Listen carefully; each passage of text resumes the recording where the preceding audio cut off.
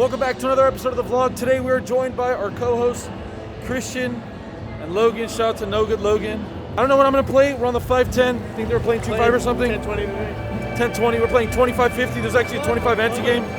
Anyways, let's hop to the game. I'll let you guys know how it goes. If it goes bad, guess what? You'll still see it. Anyways, I'll see you guys in a bit.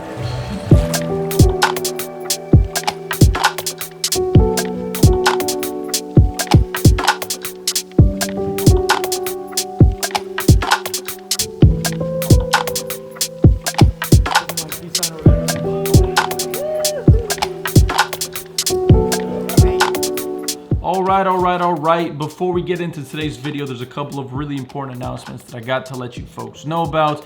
First and foremost, happy holidays. Hopefully you all had a wonderful Thanksgiving. You guys are watching from here in the United States. Otherwise, wherever you are, happy holidays to you lovely folks. My best wishes to you and your families during this lovely holiday season. Seems like this is the first kind of break from COVID that we're gonna have in a little while. At least getting to enjoy this version of the holidays from last year was a little overwhelming. At least for my family it was. Anyways, a couple of big things I want to mention. That is that obviously as the channel continues to grow, really great opportunities continue to present themselves.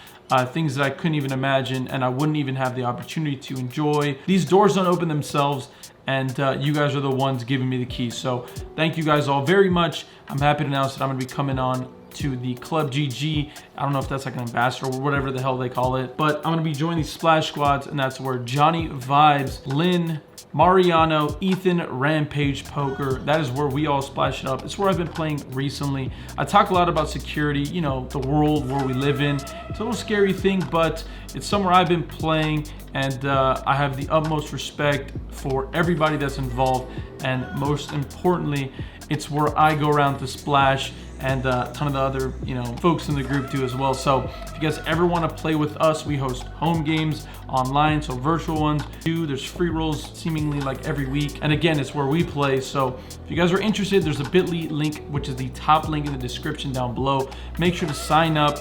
It's super simple. The steps are unbelievably easy. We'll get you in contact on Telegram with an admin, and it's it's a way. Hopefully you guys come on there and take my money if you can't come to LA to visit me now. Anyways, that's enough of the plugs.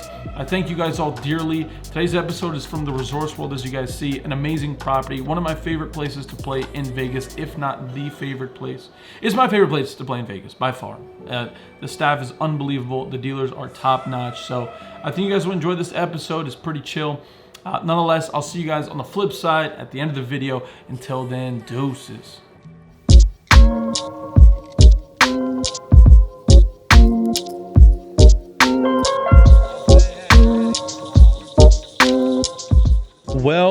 Well, if that intro wasn't long enough and a pain to go through, I ask for your forgiveness. We looked down at this first hand, ace queen offsuit. What a sight to see. We're playing 510 here, $30 to go. Folds all the way to a character that is not a new person to the vlog, is none other than John. Shout out to you, my guy, the gentleman that we beat with the Jack 10 hand a couple vlogs ago for a massive pot where we led and then rivered that straight after he wanted to run it one time. He actually 3-bets us to $100. We're gonna go ahead and make the call here. Our hand is far too strong to make the fold, so we go ahead and make the call. The flop comes 3-3 queen with 2 hearts.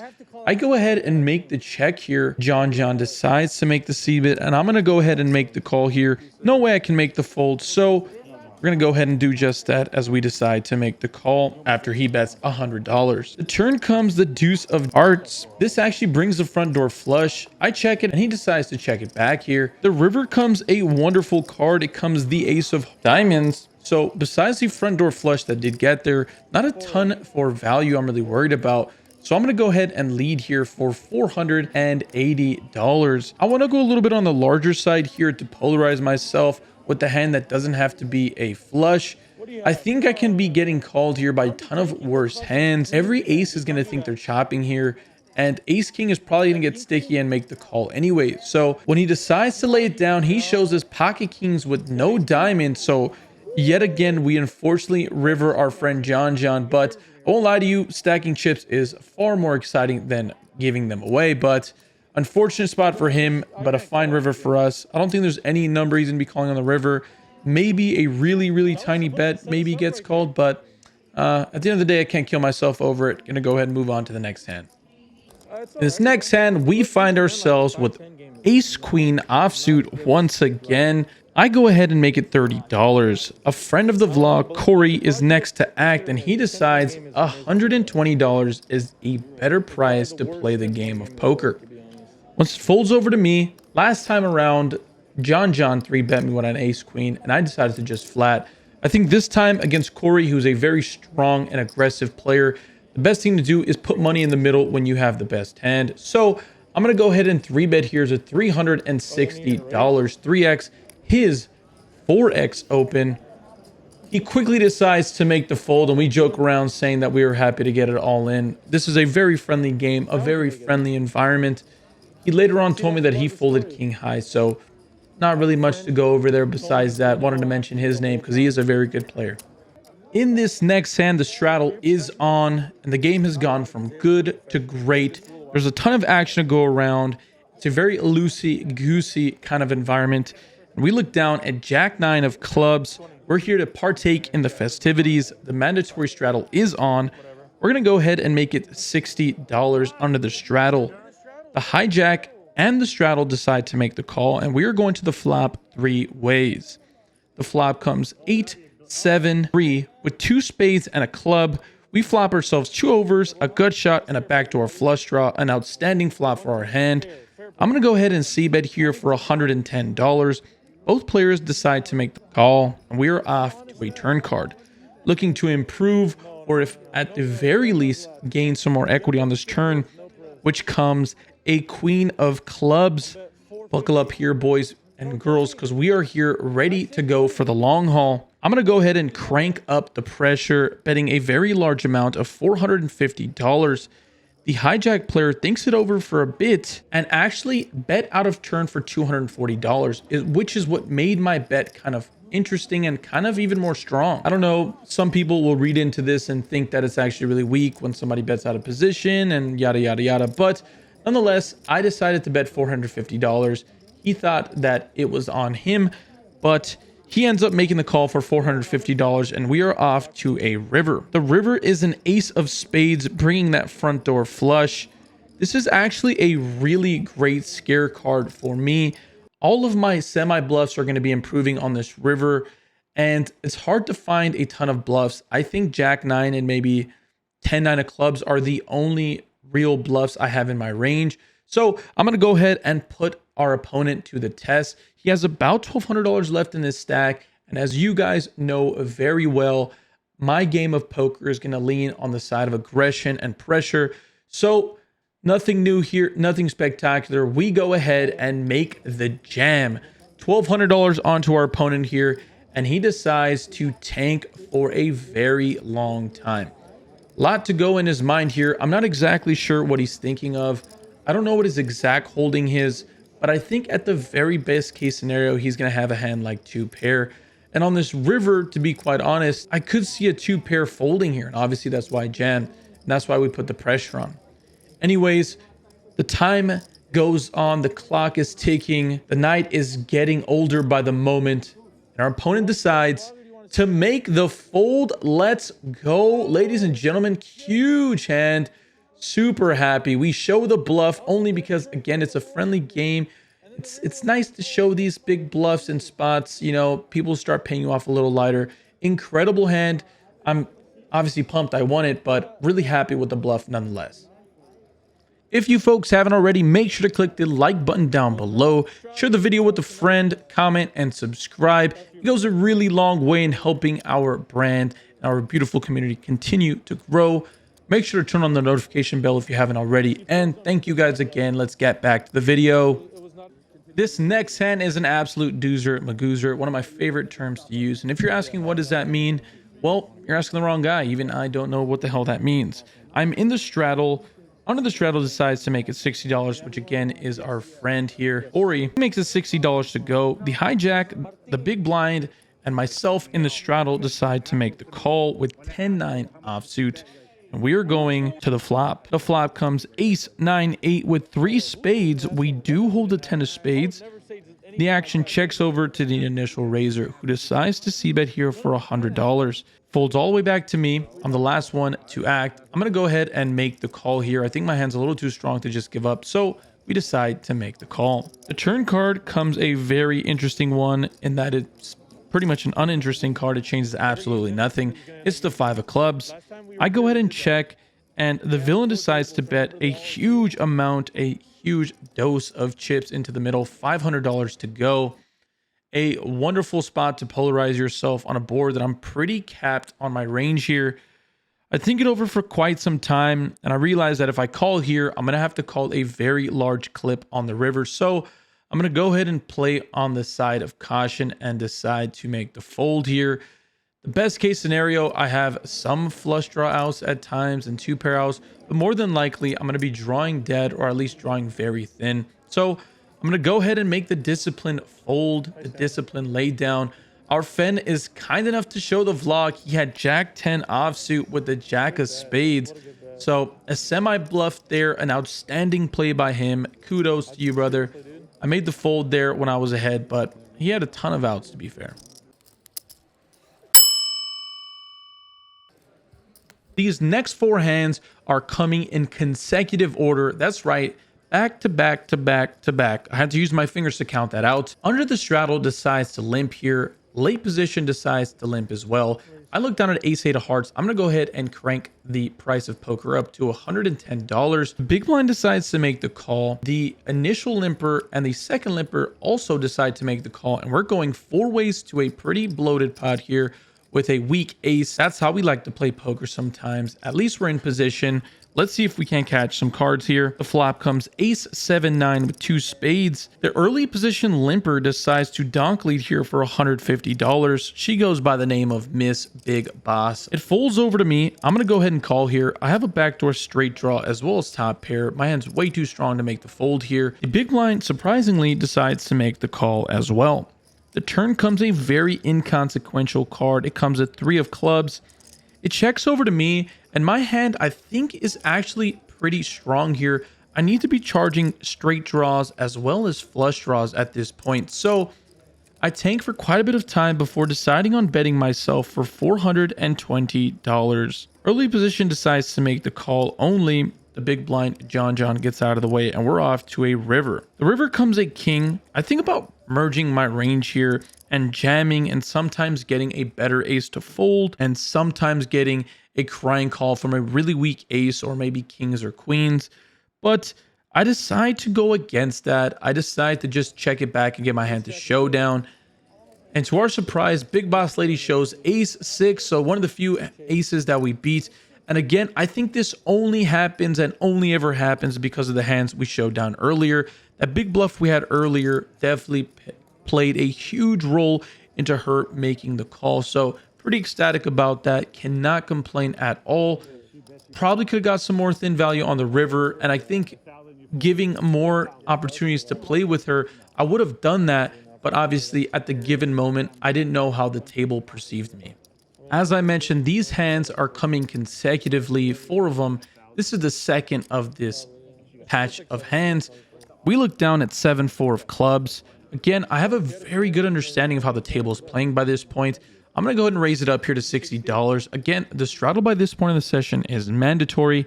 The small blind, the big blind, and the straddler decide to make the call. We're going 4 ways once again. It is a calling city here. The flop comes king jack 8 with 1 club and 2 spades. Checks over to me. I am in position, but I don't want to bloat the size of the pot. I can catch some pretty interesting turn cards here to give me a little more equity in the hand. And moreover, I don't think I'm going to get a lot of these folks to fold, as you guys can see. So let's go ahead and play our cards closer to our vest here.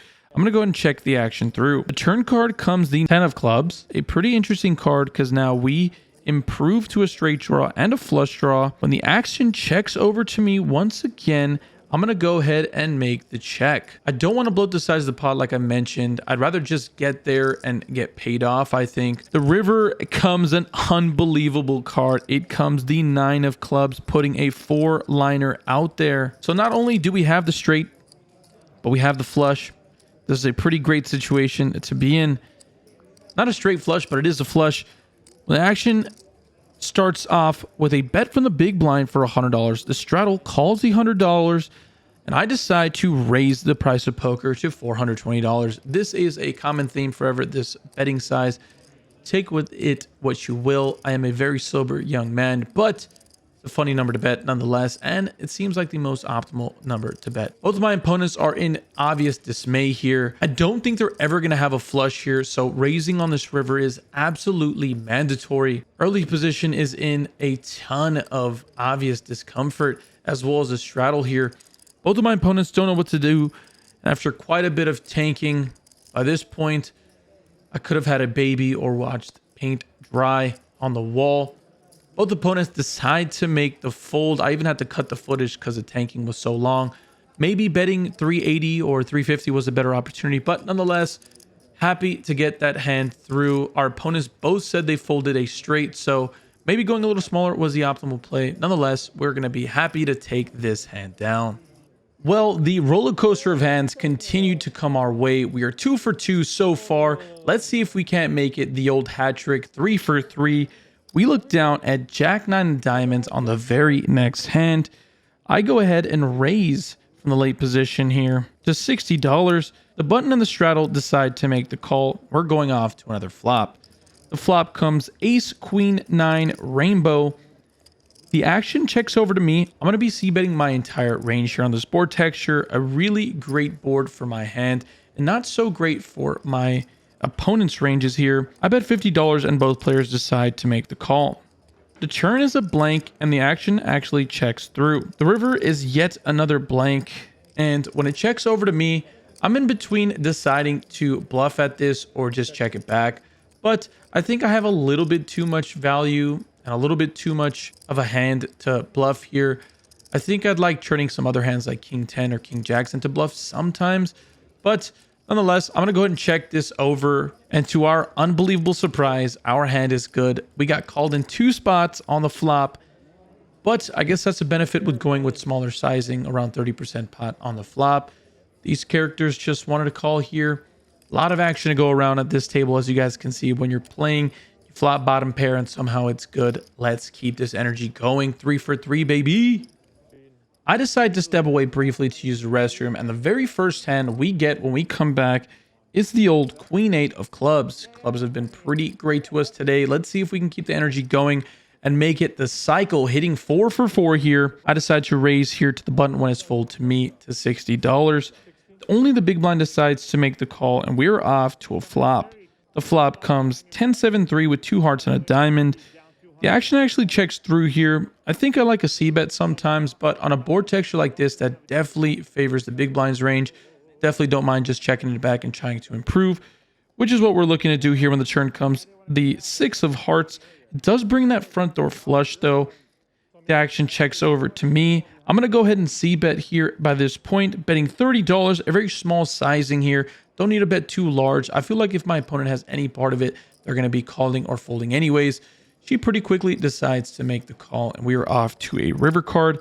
The river comes a beautiful offsuit 9. So besides the front door flush, which obviously I think we would have been hearing of with a tune of a raise on the turn, not really scared of anything whatsoever. I'm going to go ahead and make it $170. Going to be polarizing myself here. Plus, I'm going to be having our obviously hands that contain the Ace of Hearts or the King of Hearts.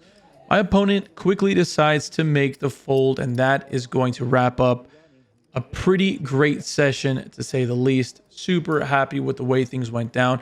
And as you guys saw, not a lot of crazy big hands, just a ton of really small pots and good poker, and more importantly, taking advantage of a crazy table dynamic, a fun action table. Didn't get a ton of big coolers here, but it's better to win the small ones than to lose big ones.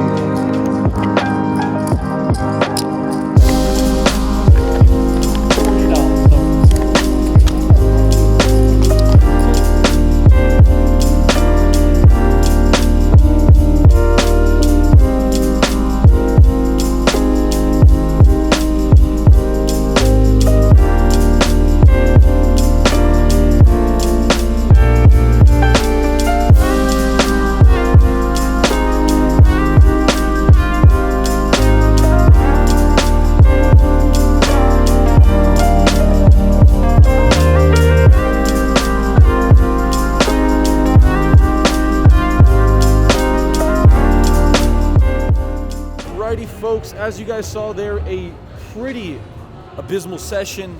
Somehow, some way, through all of that shit, we were able to book a really decent win into the game for 3,000, even didn't have to rebuy, out of the game for 48.03, profit of $1,800.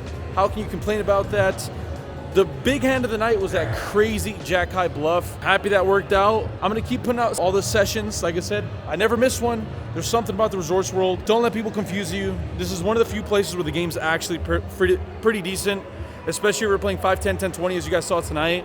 Anywhere else on the strip is gonna be pretty bad. Maybe the win sometimes, but everywhere else has been pretty bad in my experience. Anyways, I'll see you guys in the next episode. If you haven't already, make sure to like, comment, subscribe, turn on the notification bell if you have not already. And more importantly, have yourselves a nice day. Run good at the tables. Doses. Did me wrong. I can't